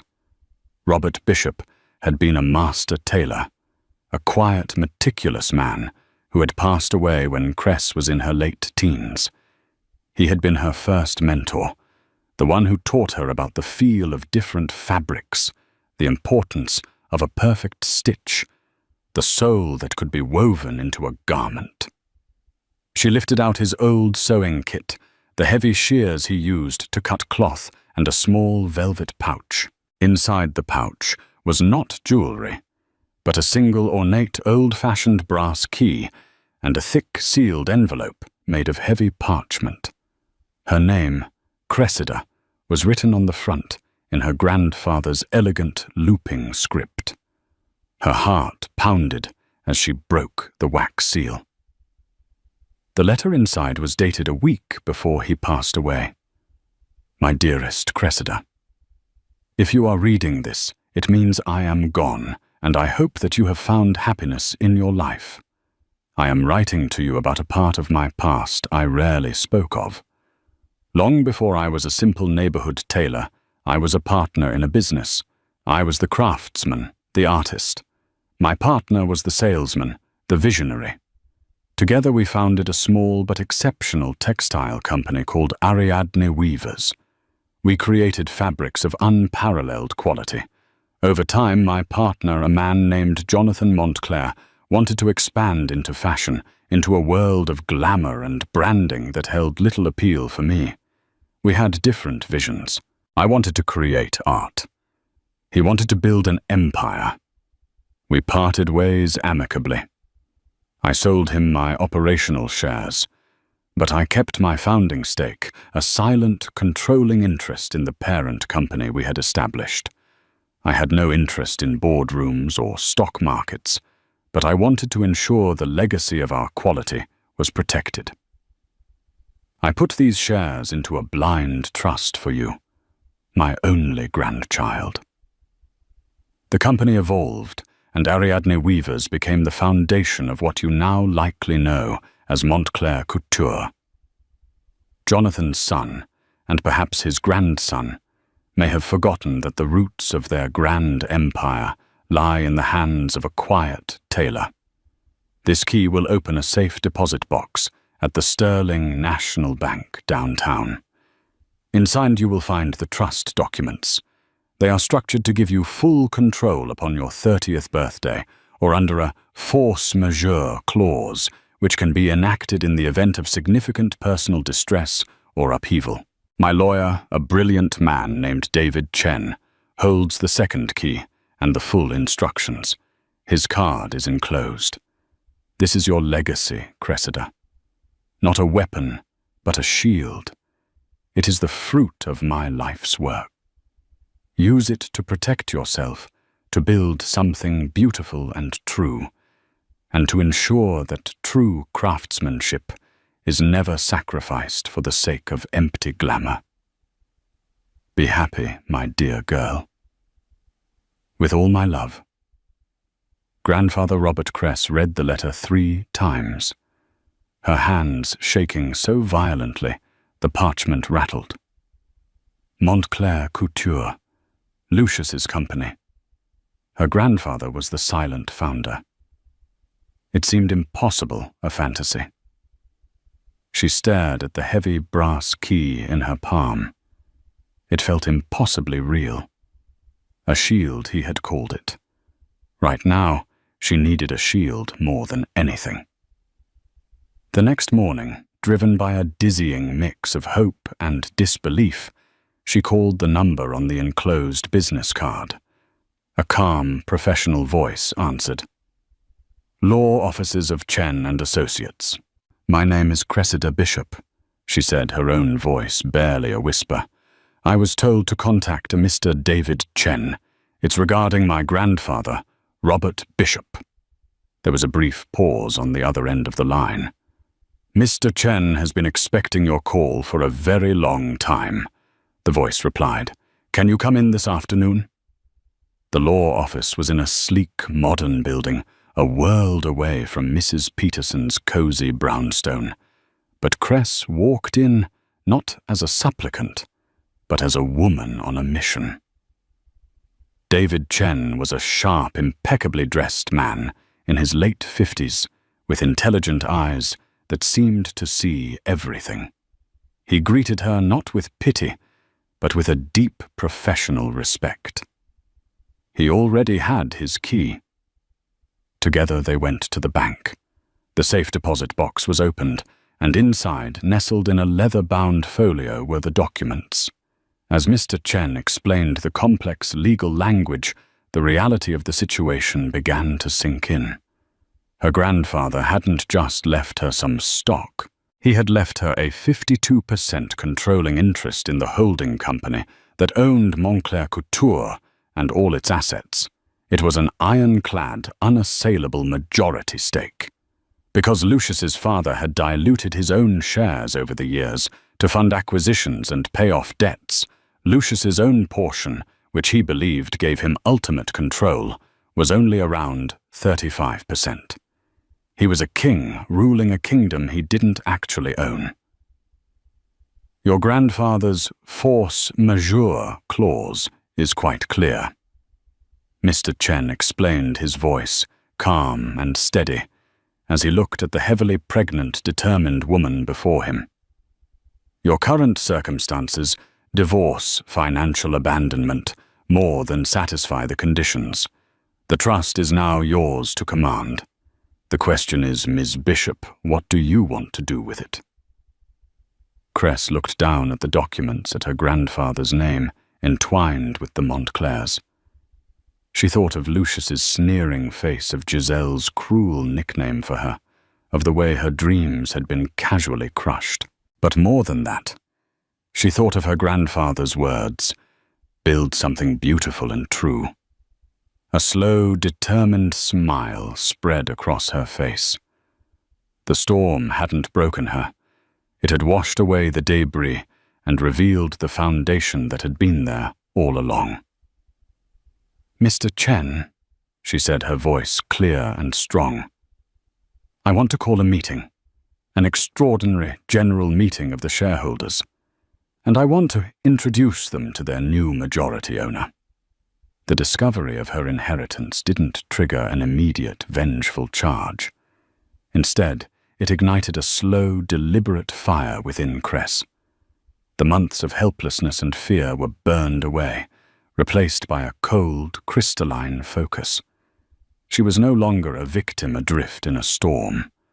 She was the storm itself, gathering strength, waiting for the perfect moment to make landfall.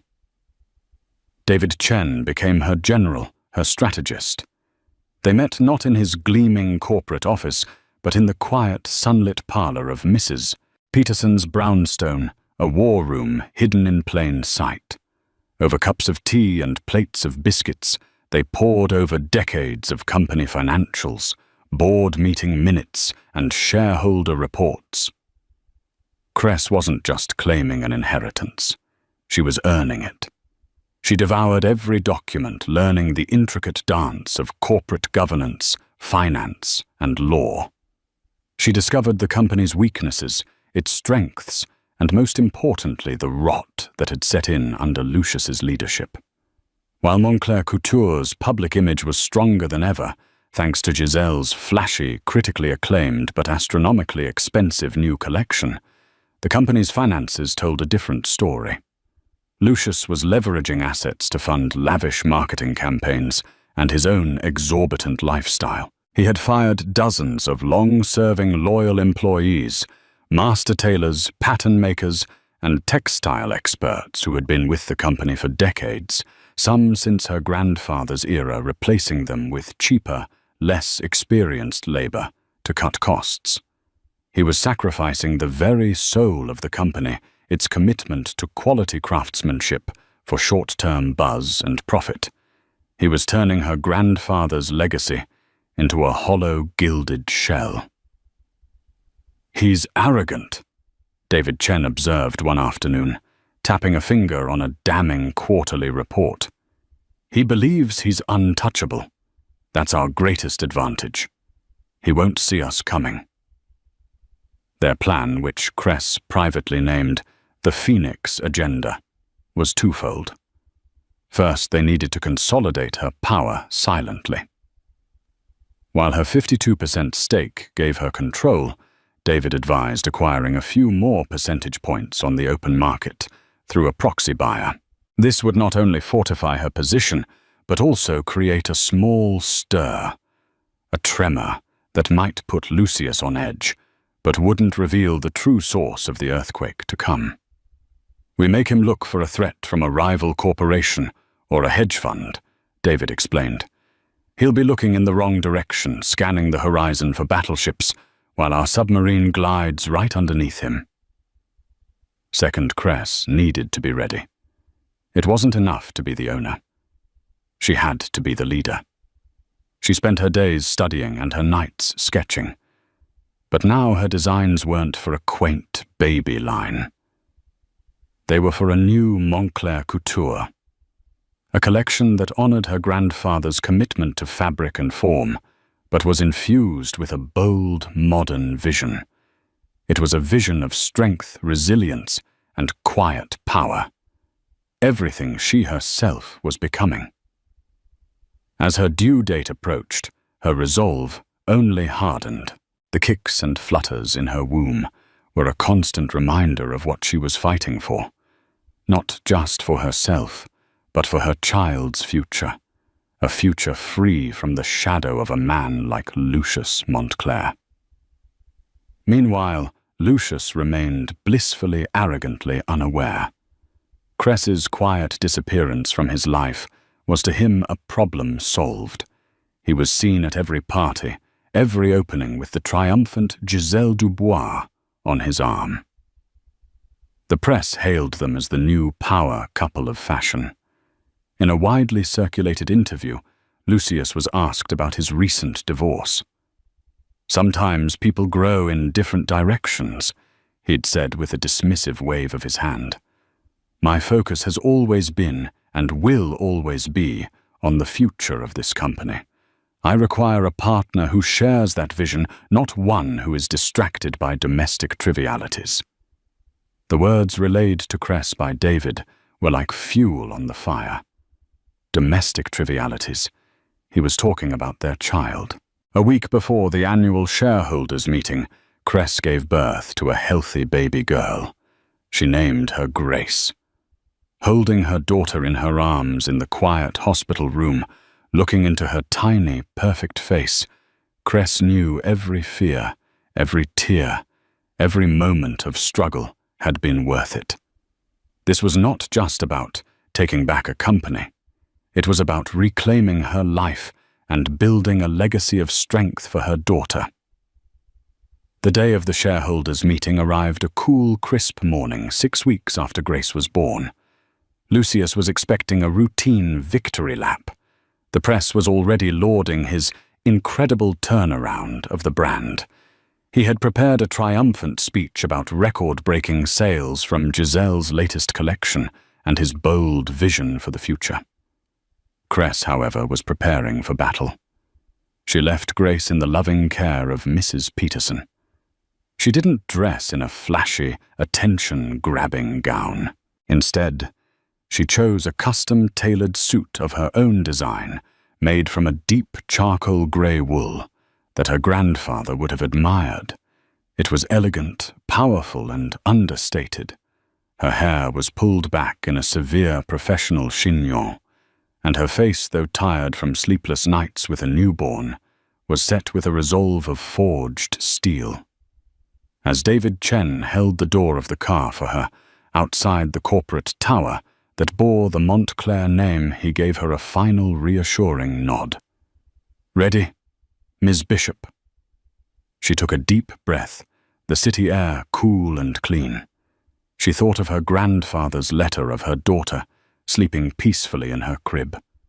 She was no longer the broken, weeping woman who had fled into the night. She was a phoenix, risen from the ashes, and she was about to claim her sky. "I'm ready," she said, her voice ringing with a clarity and power that was entirely her own. The Montclair Couture boardroom was on the 50th floor, a glass-walled sanctuary of power overlooking the sprawling city. It was designed to intimidate with a long, imposing table of polished black granite and chairs that resembled minimalist thrones. The shareholders and board members, a collection of stern-faced men and women in expensive suits, were already assembled. At the head of the table sat Lucius Montclair, radiating an aura of absolute command. He was tanned, smiling the very picture of a man at the apex of his success.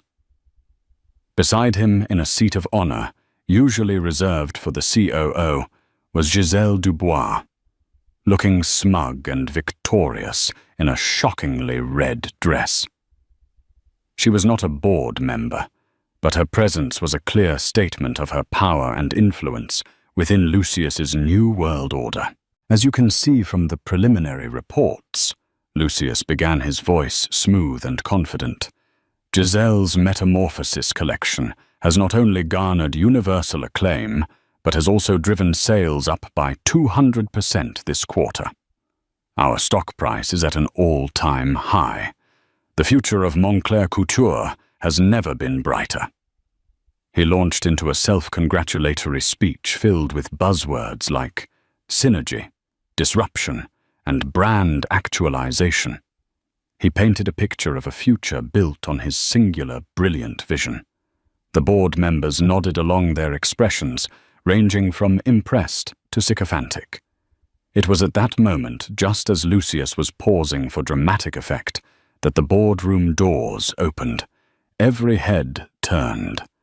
Standing in the doorway was a woman they didn't recognize. She was flanked by the formidable David Chen, whose reputation as one of the city's sharpest corporate lawyers preceded him. The woman was poised, her expression unreadable, her tailored grey suit a stark contrast to Giselle's flamboyant red. She radiated an aura of quiet, unshakable authority. Lucius frowned, irritated by the interruption. "I'm sorry, this is a private meeting. Security." But before anyone could move, David Chen stepped forward, placing a slim leather portfolio on the granite table. "That won't be necessary, Mr. Montclair. We are precisely where we are supposed to be." Cress stepped into the room, her heels clicking with quiet purpose on the marble floor. Her eyes swept across the room, lingering for a fraction of a second on Giselle's confused sneer, before finally landing on Lucius. Lucius stared at her. Recognition dawned, slowly contorting his features into a mask of pure disbelief. This was Cressida, but it wasn't. The timid, accommodating woman he had discarded was gone.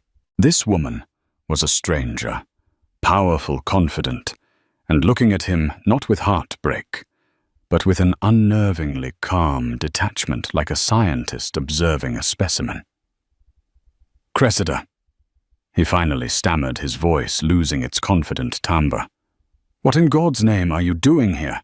"My name," she said, her voice clear and steady, filling the suddenly silent room, "is Miss Bishop, and I am here to attend my first shareholders' meeting." A confused murmur rippled through the room. "Shareholder," one of the board members scoffed. "With all due respect, the shares held by employees and minor investors don't grant access to this meeting." David Chen opened his portfolio. "Ms. Bishop is not a minor investor," he stated calmly, sliding official notarized documents across the table towards the board's chairman. "She is the sole beneficiary of the Robert Bishop Blind Trust. As of 2 months ago, she has taken active control of that trust. The chairman, a portly man named George Finney, picked up the documents, his eyes widening as he read. The Bishop Trust, but that's been dormant for decades. It's a founding stake. His voice trailed off as the implication hit him. He looked up, his face pale. To be precise, David Chen continued, the trust holds 52% of the voting shares of the parent company, Montclair Holdings International. My client, Ms. Cressida Bishop, is the new majority owner. The silence that followed was absolute, a crushing weight of pure shock. You could have heard a pin drop. Giselle's smug expression had vanished, replaced by a slack-jawed horror. The board members stared first at the documents, then at Cress, their minds scrambling to process the impossible truth. Lucius's face had drained of all color. He looked as if he'd been physically struck. That's impossible, he breathed, shaking his head. It's a lie. My father, your father knew. Cress said, her voice cutting through his denial like a shard of glass. He knew that the foundation of this entire empire belonged to my grandfather, the man whose artistry he built his brand upon, and then conveniently forgot. You, however, seem to have been kept in the dark. She walked slowly around the table until she stood directly opposite him. You spoke of your vision for the future, she said, her gaze unwavering. But your vision is one of debt disposability and disrespect for the legacy that made this company great. You fired craftsmen who had dedicated their lives to this house to fund her overpriced, overhyped collections. She gave a curt nod towards a horrified Giselle. You leveraged the company's assets to fund your own ego. You have mistaken flash for substance and buzz for value. She placed her hands on the back of the chair at the head of the table. Effective immediately, I am exercising my rights as majority shareholder. This board is adjourned. A new meeting will be called tomorrow to elect a new board of directors. Mr. Montclair, your position as CEO and chairman is terminated. You have 1 hour to clear your personal belongings from your office. Security will escort you out. Lucius just stared at her, speechless, his empire crumbling around him in the space of 5 minutes. You can't do this, he finally whispered, his voice cracking with desperation and rage. Cress leaned forward slightly, her voice dropping to a low, intense pitch for his ears alone. You once told me to focus on my little hobby. You were right. I found one. It's called owning your entire world. You said a son would be good for the brand's legacy. You were wrong. A daughter is. With that, she straightened up and addressed the stunned room. My name is Cressida Bishop, and I am the future of this company. The silence in the boardroom stretched for a full 10 seconds, a vacuum of pure shock that sucked all the air from the room. Then it fractured. Lucius Montclair, who had stood frozen as if turned to stone, finally came back to life, but as a grotesque parody of his former self. The charismatic control vanished, replaced by a raw, sputtering rage. Fraud, he roared, his voice cracking. He slammed his fist on the black granite table, a gesture that lacked its intended power and only betrayed his desperation. This is a fabrication, a pathetic, vengeful fantasy. My lawyers will bury you. You have no idea who you're dealing with. Cress didn't flinch. She stood her ground, a pillar of calm in his storm. On the contrary, Lucius, she replied, her voice level and cold. You are the one who has no idea. You never did. You saw a quiet wife, not a founder's heir. You saw a hobby, not a legacy. Your blindness is not my problem. Her composure seemed to enrage him further. He turned his pleading, wild eyes to the board members, the men and women who had idolized him just minutes before. Finney. Tell her this is absurd.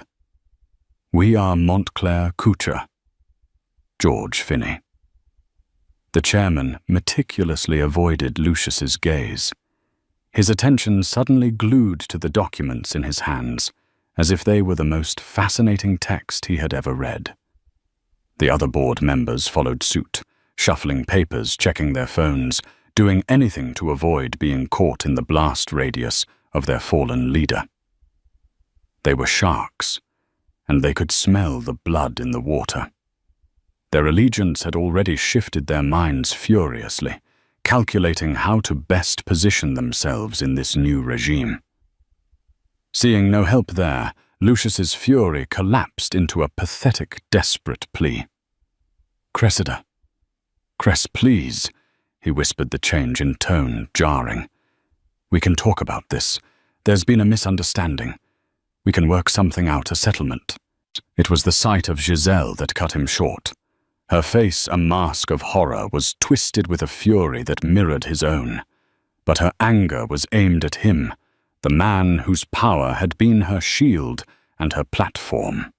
With a strangled cry of disgust, she shot Cress a look of pure, unadulterated hatred, grabbed her ludicrously expensive handbag, and fled. Her stiletto heels clicked a frantic, panicked rhythm on the marble floor, the sound of an era of cheap spectacle running for its life. Her exit seemed to be the final nail in the coffin. Lucius deflated the fight, draining out of him, leaving a slumped, hollowed-out man. His shoulders sagged, and for the first time he looked his age. The two security guards who entered the room were almost a mercy, their impassive presence putting an end to the humiliating spectacle. They flanked him, their quiet professionalism a stark contrast to his emotional disintegration. As they led him toward the door, he finally looked at Cress one last time, his eyes searching for something. Pity, regret, a flicker of the woman he once knew. He found nothing but the cool, steady gaze of a stranger who now owned his entire world. The heavy doors clicked shut behind him, the sound echoing with a profound finality. The reign of Lucius Montclair was over. The boardroom was still thick with tension. Cress allowed the silence to hang in the air for a moment, letting the new reality cement itself in the minds of everyone present. Then she turned to the pale-faced chairman. "Mr. Finney," she said, her voice crisp and authoritative. "Please schedule the extraordinary meeting for 9 a.m. tomorrow. My office will forward you the agenda and the list of my proposed new board members. You are all welcome to tender your resignations beforehand if you feel you cannot align with the new direction of this company." It was a clear, professional dismissal. David Chen gave a slight, satisfied nod, gathering his papers. As the shaken board members filed out, avoiding her eyes, he placed a steadying hand on her arm.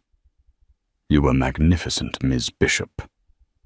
Cress let out a breath she hadn't realized she was holding. The adrenaline began to recede, leaving a profound, bone-deep sense of exhaustion and a startlingly clear sense of purpose. "This was just the first step, David," she said. "The real work starts now." Her first day as chairwoman of Montclair Holdings was a blur of calculated action, but she didn't begin in the executive suite. She bypassed the elevators and took the service stairs down to the workshops, the true heart of the company. When she entered, a hush fell over the room. The remaining artisans, the cutters, seamstresses, and textile experts looked up from their work, their faces etched with the anxious uncertainty of people who had grown used to the axe falling without warning. She gathered them together, standing not on a platform, but among them on the worn wooden floor. "My name is Cressida Bishop," she began, her voice resonating with warmth and sincerity. "Some of you may have known my grandfather, Robert Bishop." A few of the older workers exchanged surprised glances. An elderly tailor at the back, a man with hands gnarled from 60 years of holding a needle, let out a soft gasp. He remembered. My grandfather believed that a garment's soul is in its fabric and its stitch. Cress continued, her gaze sweeping over their faces. He believed in substance, in quality, in the irreplaceable value of a master's hand. This company was built on that belief, and under my leadership we are returning to it. She then announced her first executive order, the immediate reinstatement of every single craftsman Lucius had fired, with full back pay and a formal apology from the company. A wave of stunned disbelief was followed by a ripple of applause that grew into a heartfelt ovation. The old tailor, his eyes glistening with tears, stepped forward. "Robert Bishop," he said, his voice thick with emotion, "was the finest man I ever knew. He would be so proud of you today, miss." In that moment, Cress wasn't just a CEO. She was a promise fulfilled, a legacy restored. Over the next few weeks, the transformation of Montclair Couture was seismic. Cress's Phoenix agenda was not just about a hostile takeover. It was a complete cultural and creative resurrection. The new motto she installed, etched onto the lobby wall, where a giant portrait of Lucius used to hang, was substance over spectacle. She walked through the design studio, which felt sterile and soulless under Giselle's tenure. Tucked away in a corner, she found Helen, a veteran pattern maker in her late 60s, who was quietly packing her things, assuming she would be next to go. Cress approached her and asked to see her personal sketchbook. Hesitantly, Helen revealed pages filled with designs of breathtaking elegance and structural genius ideas Lucius and Giselle had dismissed as too classic. "Helen," Cress said, her voice gentle but firm, "I'm not accepting your resignation. I'm offering you the position of head designer." The woman stared at her, speechless, as Cress explained her new vision, a company led by the talent that had been its bedrock all along. The most symbolic change was the C-suite itself. Lucius's office had been a monument to his ego, all black marble chrome and oversized modern art with a desk the size of a small car. Cress had it all stripped out. The dark walls were painted a warm, inviting white. Sunlight, once blocked by imposing blinds, was allowed to flood the space.